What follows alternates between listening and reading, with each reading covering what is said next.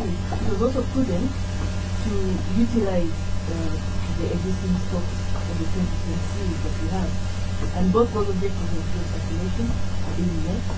At the central bank, we are not telling the public at this stage when we are saying 87 series is no longer getting. We're not saying that because we are managing the implementation of this transition period properly through the banking system. Yes. It is also the key message for this time is that, well, already we've come down to 20% of the 87 series. 20% of the 87. Yes. Let's get one fact here. Since 1987, that's been famous currency exchange. Well, we have taxed 30%. Yes. Some people are not yet born at that time, but we paid 30% of money to government as a tax. It's not very, very popular. Yes. But I'm saying because it was a new government, one of since 1987, there's not been a currency reform story. No. And what we are implementing is a change of design. Change of design. Change of it's design. not a currency design. Not at all. So right now, the quantity of currency that is out there, 80% in 2020 is the new one. Yes. Only 150 is the old currency. Only that. So we've met our objectives for concurrent circulation. And the key message I want to give the public is that for now, please continue to accept both of them. They're both legal tender and accept them in transactions. We've been hearing that some traders, some people are rejecting. Some people just don't like it because it might be better for going out of fashion. Yes, but also secondly and very importantly, there is no correlation at all between the inflation currently being experienced and the fact of fuel circulation. Some people say you printed more money.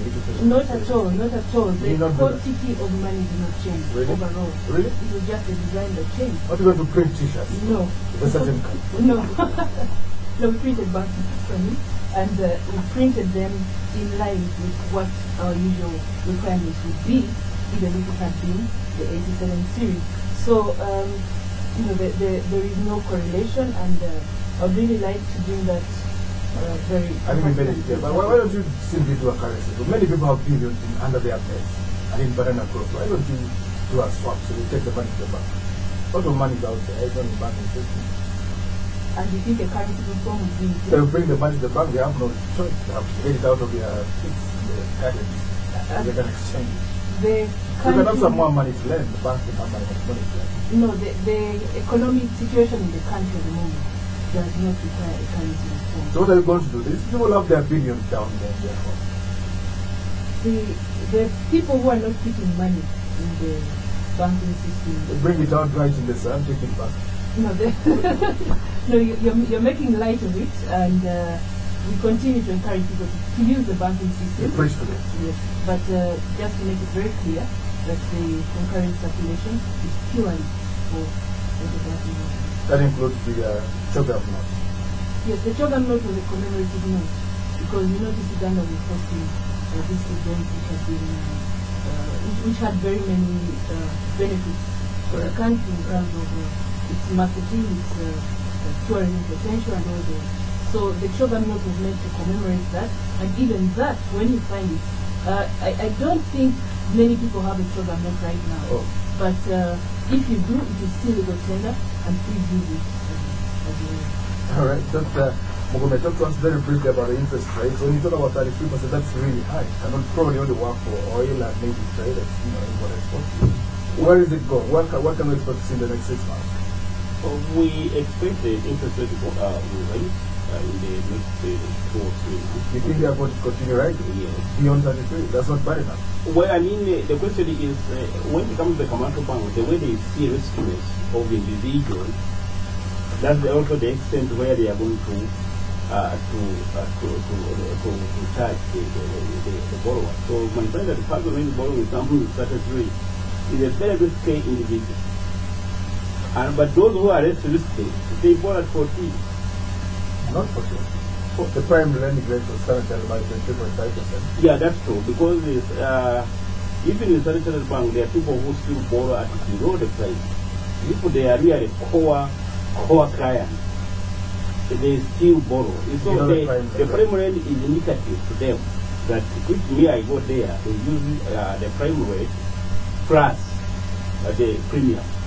But there's another person, so it's like an average. There are those who can borrow below the prime rate, simply because they are restless and probably the volume of business they are giving to the bank, the company. There are very many things that commercial bank has to consider in lending out. Talk to us about the central bank rate. You didn't write, some of the. Now, in July we started with the new monetary policy framework where we said the central bank rate, what we call CDR. Now, the central bank rate is to signal our monetary policy stance. Now, when we say central bank rate, this is the rate we want the commercial bank to, when they come to borrow from on one overnight 7 day from the Bank of Uganda, what we shall, the basic is like the prime rate the commercial bank also indicates to their clients. So, when the commercial banks who are our clients now also come to borrow to us, so our prime rate now to the commercial banks is the so-called the CDR rate. So once we raise, 16%. When we raise it, we are telling what the commercial bank that if you are coming back to borrow from us, it will be at a very high cost. So there's that what we call that's the central bank rate based on the 7 days. Now, so the commercial banks are eligible to come and they can borrow. So normally what we do is that we want people want liquidity in the bank, so that on average it is near in the range of around 16 for the 7 day money. Now, in addition to that is what we call the Bank of Uganda rate. Now, the CBR is, as we say, the price a negative.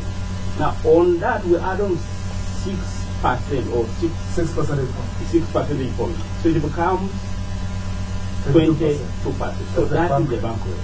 That's now, the rate at which you lend to banks. Very good. Now, 7 day window. What? No, for that one is flexible. So long as it is not beyond the I think beyond the 1 month or so.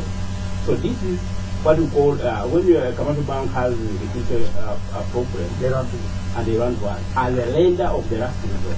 So that is according to the Bank of Uganda Act.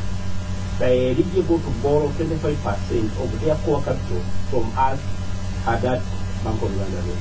So this CDR, which is our signal or what we call the signal rate, plus the 6 percentage points, we give you a bank rate, which now we shall charge the banks that come to access money from us in case they have liquidity needs. And this is short term, 30 days. Yeah, that is the 30 days. Can be late. Let's talk about the future. Do we expect the CPR to go up? Where you wait to see what the inflation rate is? I think first of all, what will determine the CPR changes? We look at inflation forecast, exchange rate development, we look at economic development, we look at the global development.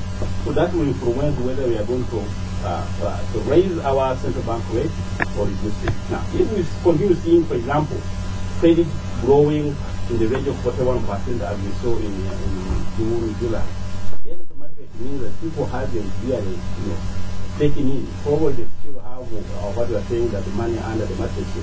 So in that case, there is room for you to start thinking of increasing it. Provided the inflation is still showing the same trajectory, in the near future it's going to do. So once we see it continuously, once we try to forecast inflation and we see it persistently rising, and also see private sector credit continuously growing, then there is a room for us to think about how much we can add on in terms of increasing the CPR rate and also the other rates we can be charging from the bank. So when you look at the mood right now, do you think we shall see it going up by maybe another 1 percentage point? Looking at the trend, the M2, the M2. Currently, because we still have monetary weakness for July, because commercial banks submit their returns with a 1 month lag. Monetary weakness are declining, but credit is still stubbornly high in the range of for shilling it is around 31%, for forex is around 48% for foreign exchange loans. So which means that there's still a lot of credit. For example, when the numbers for August come out and you see that the real rate is still persistently growing, then we have automatically, and we also know that inflation risks are still up. upside. So it means that we have to take it further and therefore it will disappear. So we see 19%. You could rate take it up fast for the people. No, there's no problem. Take it to 20. It is not a question of remember, when you are doing that, it is at the cost of economic activity. So you don't want an economic crisis or a financial crisis simply because you are responsible by just budgeting when you dream like it. But I mean, it's a dream. So I think we are far beyond that. Now you have to analyze the government. You have to. That's why we are in this radio station. We have to know what is going on your side. How is this filtering through the economic system? Before you come in and say, okay, I think there is still room to time and fast. But if you see that you really have exhausted the degree of tightening, you cannot continue tightening because you can end up really, harming the economy seriously, and the impact will be long term. So I don't think we want to really go into that direction. And do you think inflation is going to rise? For the next part, you want the economy. I know you don't know inflation, but do you think it's going to rise? Now, looking at the development, for example, we know that school fees, September, I think, rose. We also see that the communications are increasing their charges, and we also know that food prices are coming down on month to month. We are seeing that. So we are seeing some other companies like telecommunications that have been on decline or constant. We also see transport rising. So the likelihood that actually in the next 1 month or two could also edge up again. Do you think inflation not remaining stable? Do you think it could actually not 1 or 2%? Probably 1 or 2 and then start to rise. All right, let's talk very briefly before we hear from the listeners about the banking industry. Is it a sound banking industry, or are you about to close 1 or 2 banks? No, the banking industry is quite healthy. I think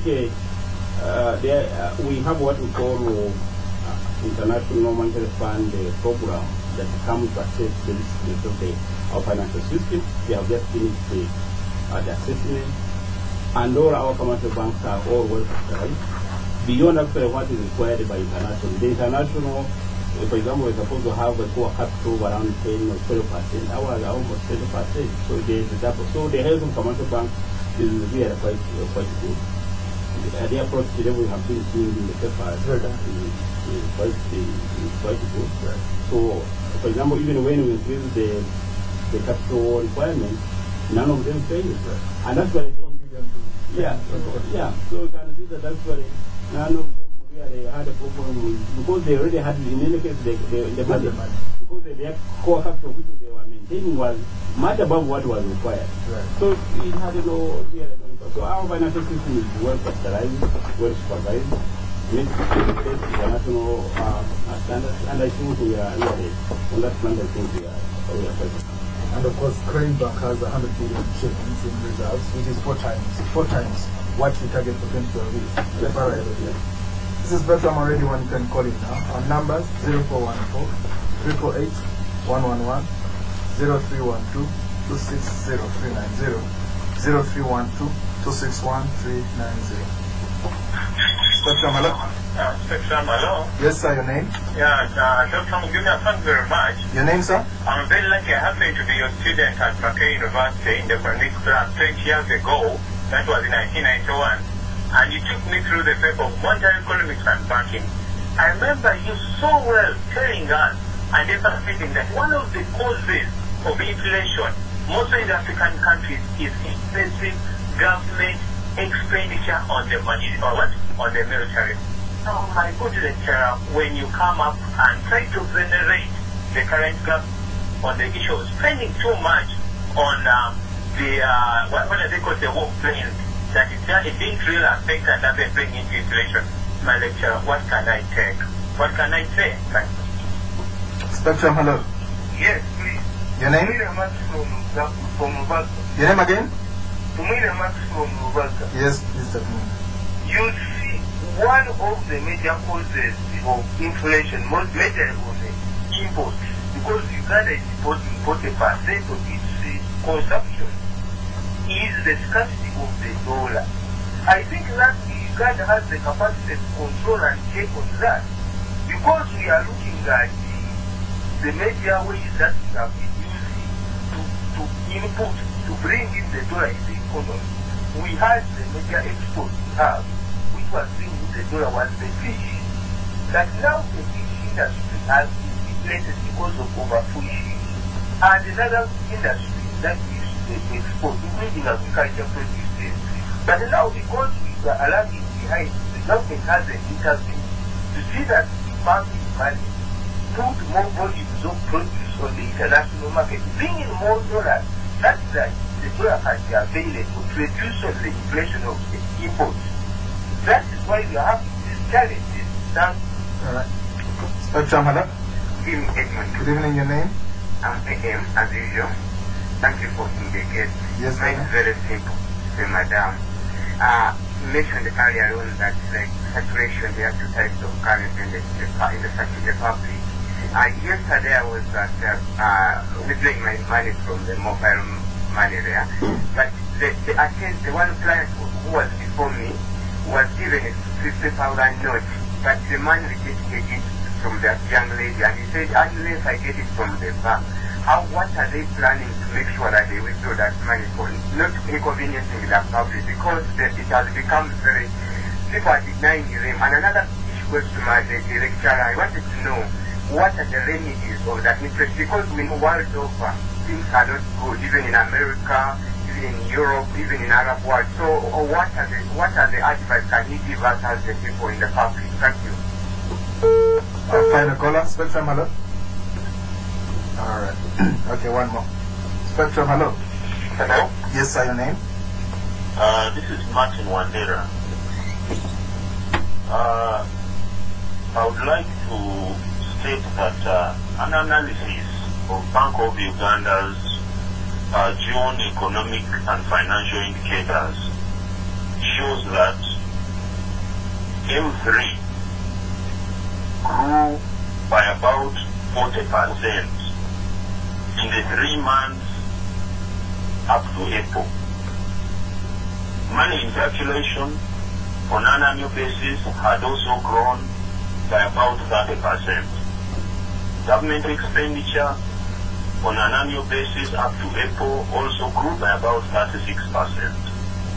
It is therefore not true for the panelist, Doctor. Oh, I'm sorry, we did cut you off, we lost you. If you can call in, we'll take your call. If you can call back in, Martin, we will take your call before the responses. Okay.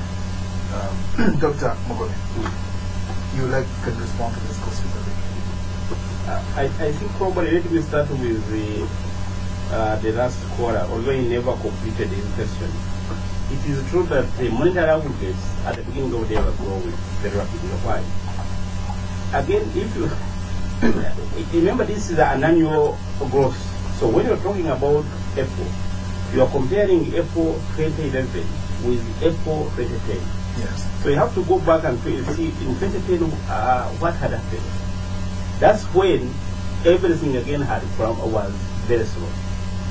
So you're comparing. It is even the current inflation. Some of the current inflation is because of the base, what we call base effect. So you are comparing a situation where a particular average was growing slowly because that's when the impact of the global crisis was really becoming sharp on us. So you're comparing that increase. So what we did in 2009, actually, I remember 2009, we started what we call monetary policy easing. Now, if also you look at our interest rate, that's when interest monetary policy easing. Yeah. Not quantitative easing. No, not quantitative easing. That's the monetary policy easing. What we did was, instead of withdrawing liquidity using treasury bills, we never sold the treasury bills. We are just rolling fewer. So that's where you see that the 91-day treasury bills were at 3%, 4%. Right. By that time. Now they've tripled. Now they have tripled. Simply because that time we were easy, now we are tightening. Now, when you talk about M3 growing at 40%, remember that 40% or so M3 has the exchange rate.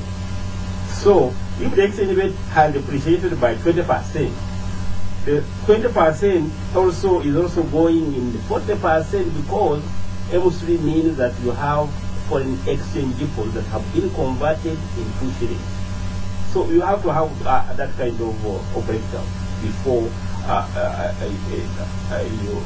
you come to the conclusion. Now, when you talk about also government expenditure, now, it is true that in the fiscal year to June, government expenditure exceeded the tax revenue.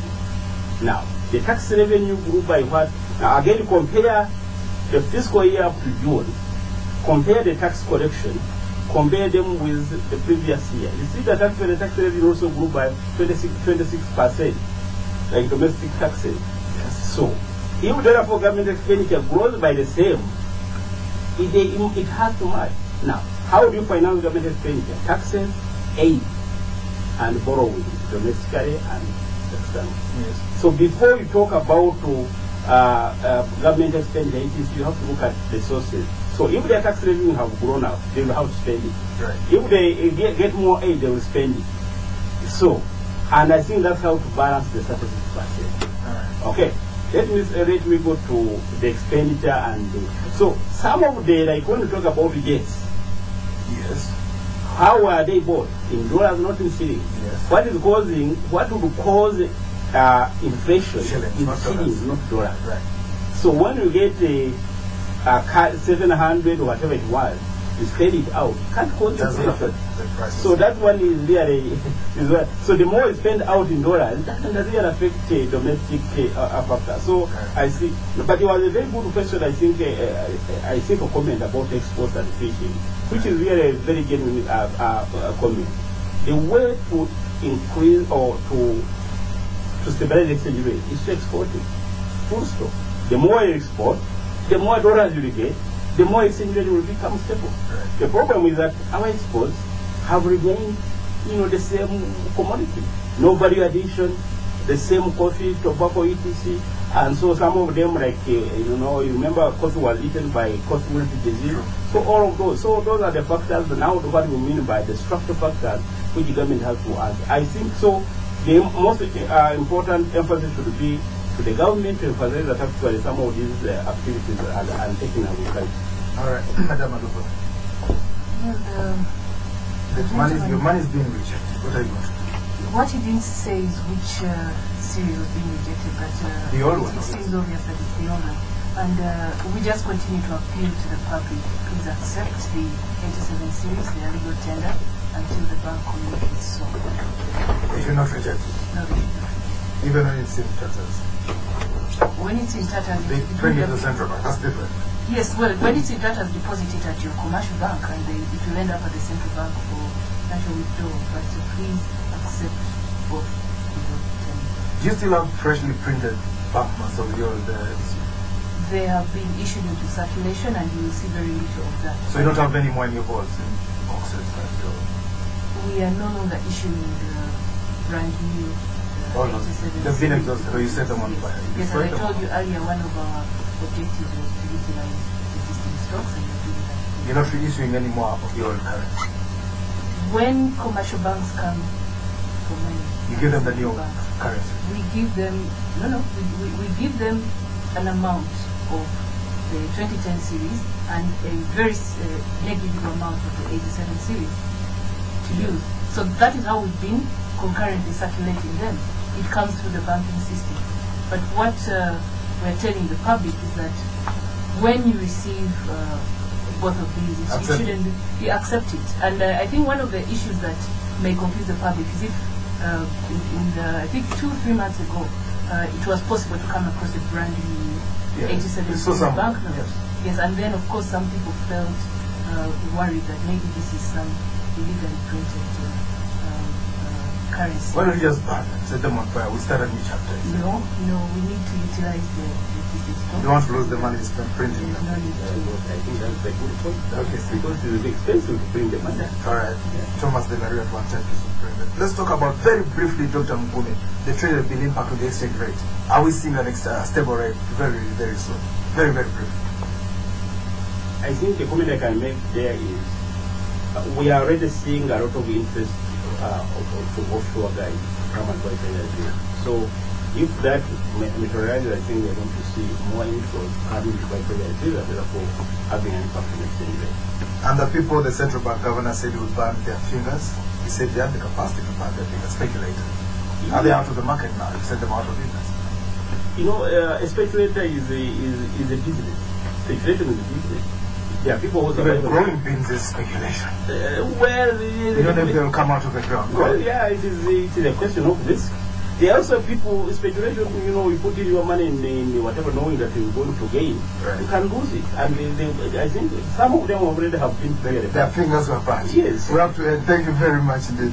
Dear guest, Dr. Adam Guma, Executive Director for Research, very knowledgeable gentleman. Thank you for coming to Spectrum.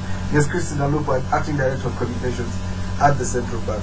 Thank you for that extrapolation specifically about the 2 or 3 banknotes circulating in the market. You've told us it's the same money, they should continue accepting it, they should not reject the old money. It will come, a time will come when it will be phased out completely. Thank you for tuning in. I've been on the Spectrum. We'll be back tomorrow. Up next, let's talk about the home of your dreams and how you plan to finance it. Let's discuss money.